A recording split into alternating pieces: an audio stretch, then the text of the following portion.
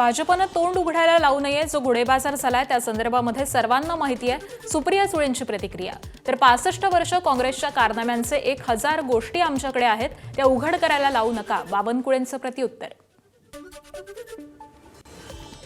भारतीय जनता पक्षाने मला तोंड उघडायला लावू नये, त्याच्यामुळे मी सुसंस्कृतपणे काही बोलत नाहीये, कारण का माझा तो स्वभावही नाहीये. आणि विधानसभेत लोकसभेत ताकदीने लढूच त्यांच्या विरोधात आम्ही. पण आत्ता हा जो घोडेबाजार झालाय तो कोण काय कसं काय झालंय या बऱ्याच गोष्टी तुम्हालाही माहिती आहेत आणि मलाही माहिती आहेत. 65 वर्ष काँग्रेस पार्टीने आणि सत्ताधीशांनी ज्या बदमाशा केल्या आहेत त्या बदमाशा नक्की आम्ही नाही केल्या आहेत. सुप्रियाताईंना विनंती आहे, कसं बोलू नका. 1000 गोष्टी आमच्याकडे आहेत, त्या आम्हाला उघड कराव्या लागतील. मी 35 वर्ष झाले भारतीय जनता पार्टीचा कार्यकर्ता आहे. मी अनेक सरकार बघितले आहेत. त्यामुळं हात जोडून विनंती आहे की असं बोलू नका, महाराष्ट्राला बदनाम करू नका. घोडेबाजार होऊ नये यासाठी लोकसभेत विधेयक मांडणार, खासदार सुप्रिया सुळेंची प्रतिक्रिया. तर सुप्रिया सुळेंनी विधेयक आणल्यास नक्कीच स्वागत करू, पण माणसं पैशांपेक्षा प्रेमानं जिंकता येतात हे कळल्यास कोणतं विधेयक आणण्याची गरज भासणार नाही. मुख्यमंत्री देवेंद्र फडणवीसांचा सुप्रिया सुळेंना टोला. मी स्वतः सुप्रिया सुळे एक नागरिक आणि लोकप्रतिनिधी म्हणून एक पार्लमेंटमध्ये बिल मूव्ह करते. ते तुम्हाला लवकरच दिसेल की अशा या सगळ्या ज्या इलेक्शन्समध्ये जो घोडेबाजाराचा आरोप होतो हे बंद झाला पाहिजे. आणि हात वरती करून पार्टीच्या व्हिपनी सरपंच टू लोकसभा हे पारदर्शकच इलेक्शन झालं पाहिजे. आणि कुठलंही इलेक्शन झालं तरी ते फक्त पैशाच्या जीवावर कोणीही लढू नये, किंवा आईसच्याही म्हणजे इन्कम टॅक्स, CBI आणि ED हिचीही भीती दाखवू नये. हा देश हा लोकशाही पद्धतीने चालला पाहिजे आणि त्याच्यासाठी जे काय करावं लागेल ते आम्ही करू. एवढंच म्हणेन की माणसं पैशापेक्षा प्रेमानं जिंकता येतात हे जर तुम्हाला समजलं तर तुम्हाला अशा प्रकारचं बिल मांडण्याची आवश्यकता पडणार नाही. तथापि या निवडणूक प्रक्रियेत परिवर्तन झालं पाहिजे या संदर्भात जर कोणी बिल मांडणार असेल तर मला काहीच हरकत नाही. माझंही मत आहे की निवडणूक प्रक्रियेमध्ये परिवर्तन झालं पाहिजे. देवस्थानांच्या इनाम जमिनींच्या कायद्याच्या मसुद्याला स्थगिती, महसूल मंत्री चंद्रशेखर बावनकुळेंची माहिती. आक्षेप आणि हरकती आल्यामुळे कायद्याच्या प्रारूपाला स्थगिती, कायद्याचं प्रारूप नव्यानं ठरवणार असल्याचंही स्पष्ट केलं.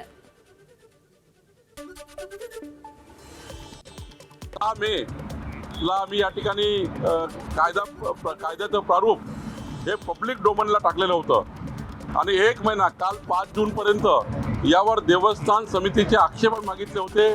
आता आम्ही विचार करतो आहे की आक्षेप फार मोठ्या प्रमाणावर आहे म्हणून जो प्रारूप आणि जाहीर केलेला आहे ते सध्या स्थगित करतो आहे. पक्षश्रेष्ठी जो निर्णय घेतील तो मान्य, मात्र नाशिकमध्ये जो निर्णय होईल त्याच पद्धतीनं निर्णय घेणार, रेश्मा काळेंची ABP माझाला माहिती.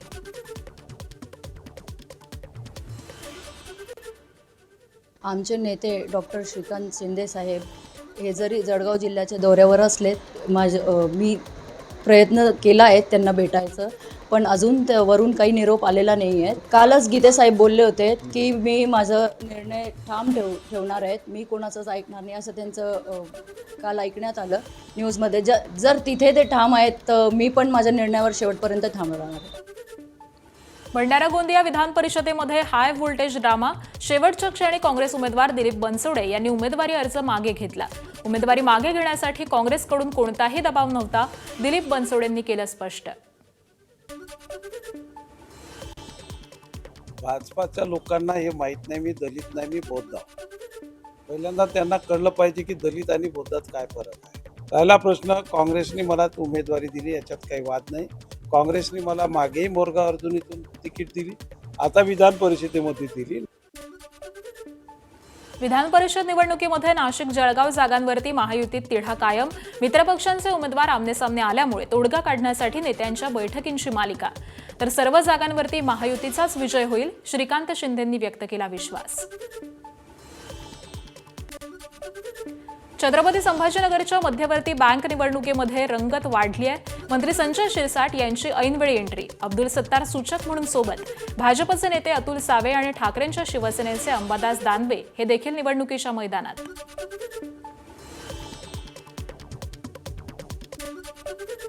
मुख्यमंत्री देवेंद्र फडणवीसांनी घेतली पायाभूत सुविधांची आढावा बैठक. निर्धारित मुदतीमध्ये काम पूर्ण करण्याचे अधिकारी आणि कंत्राटदारांना आदेश.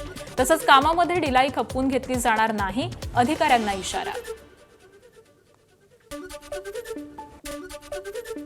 रायगड विधान परिषद निवडणुकीमध्ये अनिकेत तटकरे यांची बिनविरोध निवड. तटकरे कुटुंबियांनी घेतली वर्षा निवासस्थानी जाऊन मुख्यमंत्री देवेंद्र फडणवीसांची भेट. सुनील तटकरे, मंत्री आदिती तटकरे आणि अनिकेत तटकरे यांची उपस्थिती. नांदेडमधील धोंडे जेवणाच्या कार्यक्रमामधील डान्सचा व्हिडिओ व्हायरल. लोहा तालुक्यामधल्या राष्ट्रवादीचे नगराध्यक्ष शरद पवार यांनी केलं होतं धोंडे जेवणाच्या कार्यक्रमाचं आयोजन. यावरून विरोधकांनी केली टीका. कार्यक्रम घेताना काळजी घ्यावी, राष्ट्रवादीचे आमदार प्रताप पाटील चिखलीकर यांचा सल्ला. वतनदारीसाठी छत्रपती संभाजी महाराजांचा वध हा त्यांच्या सासऱ्यांनीच केला होता असं विधान आमदार बच्चू कडूंनी केलं होतं. त्यावरती खासदार उदयनराजे भोसलेंची टीका. प्रत्येक जण त्यांच्या बुद्धीप्रमाणे बोलत असतो, मात्र त्यांनी बोलताना थोडं भान ठेवावं. उदयनराजे भोसले यांचा पलटवार. प्रत्येकाचे विचार असतात, काय त्यांच्या बुद्धीप्रमाणे ते बोलत असतात. मला काय त्याच्याबद्दल मला काय त्याचं काय स्पष्टीकरण द्यायचं नाही. लोकांना माहीत आहे, उगीच द्वेषापोटी एखादं ते वक्तव्य करणं. वेतनदारी संभाजी महाराजांनी जर वेतनदारीसाठी केलं असतं तर आज संभाजी महाराजांचा इतिहास जर पाहिला. कृषी मंत्री दत्तात्रय भरणेंकडून इंदापूर तालुक्यामधल्या नुकसानग्रस्त भागांची पाहणी. शेतकऱ्यांना पंचनामे करून मदत केली जाईल, दत्तात्रय भरणेंचं आश्वासन. तिचं तर खूप मोठं नुकसान झालेलं आहे. केळी असेल, इतर फळं असतील, डाळिंब असतील, आणि या बाबतीमध्ये आता पुढे आपण आता वकील वस्ती, विशेषतः बावडा भागामध्ये त्याचा फटका, बावडा, लाकेवाडी, पिंपरी, भांडगाव मध्ये खूप मोठा फटका बसलेला आहे. त्यामुळे तिथं केळीचे नुकसान झालेलं आहे. त्या भागात आता दौरा आम्ही करतोय. सगळे अधिकारी आमच्या बरोबर आहेत आणि ज्यांचं शेवटी हे निसर्गाचं संकट आहे आणि या संकटाला आपल्याला सगळ्याला सामोरं जावं लागेल. या बाबतीमध्ये शेतकऱ्याला काय मदत करता येईल, काय सहकार्य करता येईल, तो करण्याचा प्रयत्न आम्ही करतोय. लोकसहभागामधून साकारली सातारा नगरपालिकेची भव्य नवी इमारत. जुनी इमारत अपुरी पडत असल्यामुळे बांधली नवीन इमारत. खासदार उदयनराजे भोसले यांच्याकडून नवीन इमारतीची पाहणी. शहराच्या वैभवामध्ये मानाचा तुरा. आयुष्यमान भारत मिशन महाराष्ट्र समितीच्या अध्यक्षपदी ओमप्रकाश शेटे यांच्या नियुक्तीवरती वादंग. मुख्यमंत्री कार्यालयाची दिशाभूल केल्याचा माहिती अधिकारामधून खुलासा. या प्रकरणी सखोल चौकशी करण्याची आमदार प्रकाश सोळंकेंची मागणी. ठाकरेंच्या शिवसेनेचे माजी आमदार वैभव नाईक पुन्हा एकदा एसीबी चौकशीच्या फेऱ्यात. बेहिशेबी मालमत्ता प्रकरणी रत्नागिरी एसीबी कार्यालयाकडून कणकवली नगरपंचायतीला पत्र.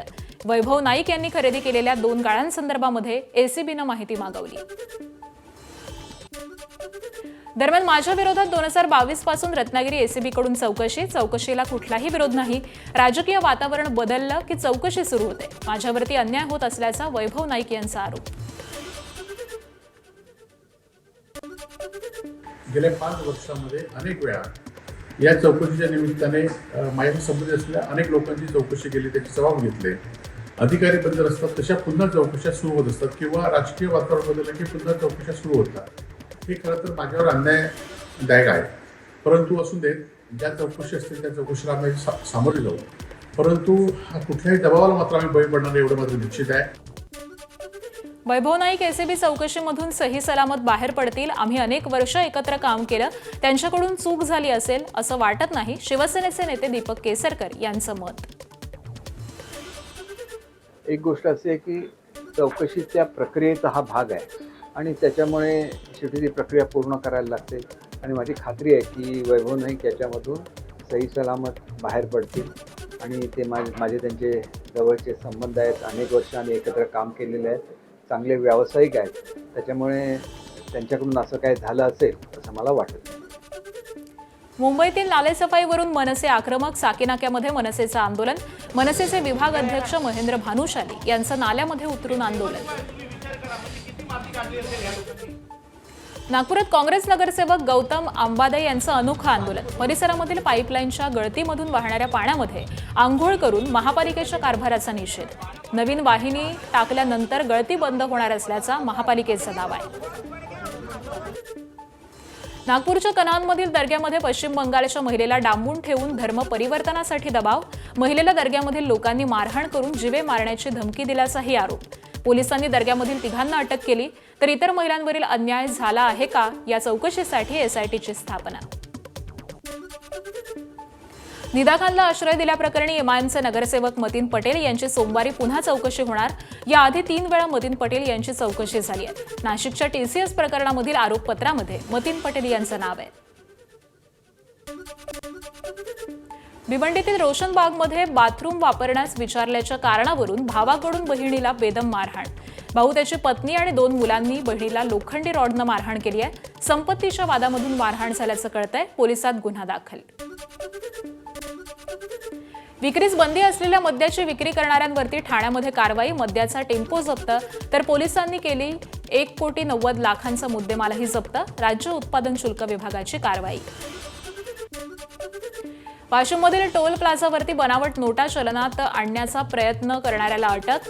आरोपीकडून 10 लाख रुपयांच्या नकली नोटा जप्त. गाडीमधील 2 जण फरार, तर आरोपींनी पान शॉप आणि टोल प्लाझावरती 500 रुपयांची बनावट नोट चालवल्याचाही प्रयत्न केला. नागपूरमध्ये डीआरआय पथकाची मोठी कारवाई. ओडिशाहून महाराष्ट्रामध्ये आणला जाणारा 2,61,00,000 522 किलो गांजा जप्त. 2 तस्करांनाही अटक. छत्तीसगडमधून गांजा आणून सोलापुरात विकण्याच्या तयारीमध्ये असलेल्या तिघांना अटक. 36 किलो 270 ग्रॅम गांजा जप्त. गांजा पंढरपूर तालुक्यामधल्या खर्डी इथं विकला जाणार होता. धाराशिवच्या परंड्यामध्ये गुटखा माफियांवरती मोठी कारवाई. एकाच वेळी 4 गोडाऊनवरती धाड. 1,02,00,000 गुटखा जप्त. धाराशिव, लातूर, सोलापूर आणि पुणे इथल्या विशेष पथकांनी संयुक्त कारवाई केली आहे. चंद्रपूर कॅन्सर हॉस्पिटलवरती सायबर हल्ला. डेटा लॉक करून हॉस्पिटल प्रशासनाकडे मागितली 75 लाखांची खंडणी. हल्ल्यामुळे हॉस्पिटल इन्फॉर्मेशन मॅनेजमेंट सिस्टीम ठप्प.